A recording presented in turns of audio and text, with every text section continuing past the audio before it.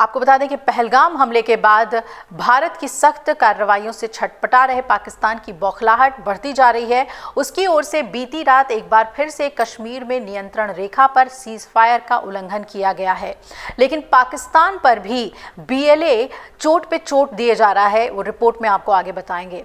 भारत ने दरअसल cease fire उल्लंघन का मुंहतोड़ जवाब दिया है और भारतीय सेना के मुताबिक 25-26 अप्रैल 2025 की रात को कश्मीर में नियंत्रण रेखा के पार पाकिस्तानी सेना चौकियों की ओर से बिना किसी उकसावे के हल्की गोलीबारी की गई। भारतीय सैनिकों ने छोटे हथियारों से माकूल जवाब दिया और किसी के हताहत होने की इसमें सूचना नहीं है।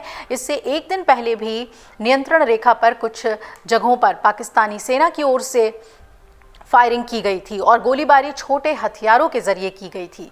किसी के हताहत होने की कोई खबर नहीं थी। सेना से जुड़े सूत्र बता रहे हैं कि भारतीय सेना ने गुरुवार रात को जम्मू कश्मीर में एलओसी पर कुछ जगहों पर पाकिस्तानी सेना की गोलीबारी का असरदार तरीके से जवाब दिया। पहलगाम आतंकी हमले के बाद से ही पाकिस्तान डरा हुआ है। उल जलूल बयान उनके तरफ से आ रहे हैं। वही भारत की जवाबी कार्रवाई के डर से वो छटपटा भी रहा है। इस बीच पड़ोसी मुल्क की ओर से फायरिंग की गई है। पहलगाम में हुए आतंकी हमले को लेकर दोनों देशों के बीच अब तनाव चरम पर है। आतंकी हमले में हमारे कई नागरिक मारे गए और इससे पहले पहलगाम में आतंकी हमले के बाद सुरक्षा मामलों की कैबिनेट समिति की बैठक में कई बड़े फैसले लिए गए।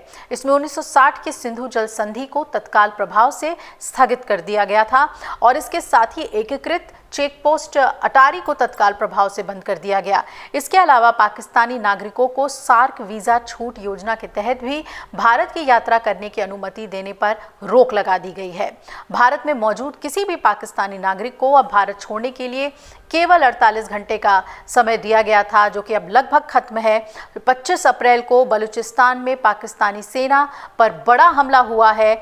यहां बलूच लिबरेशन आर्मी बीएलए ने दावा किया है कि उसने क्वेटा के पास मारगट इलाके में पाकिस्तानी सेना पर हमला कर 10 सैनिकों को मार डाला। बीएलए के मुताबिक ये हमला remote controlled improvised explosive device यानी कि आईईडी के जरिए किया गया है, जिसमें सेना का वाहन पूरी तरह से ध्वस्त हो गया है। लंबे समय से ये इलाका बलूच विद्रोहियों की गतिविधियों का केंद्र रहा है और इस हमले को लेकर फिलहाल पाकिस्तानी आर्मी की ओर से कोई आधिकारिक बयान सामने नहीं आया है। आपको बता दें, बलूच आर्मी पिछले कई सालों से बलूचिस्तान की आज़ादी की मांग को लेकर संघर्ष कर रहे हैं और बलूच लिबरेशन आर्मी के बयान जारी कर इस हमले की जिम्मेदारी भी ले ली है।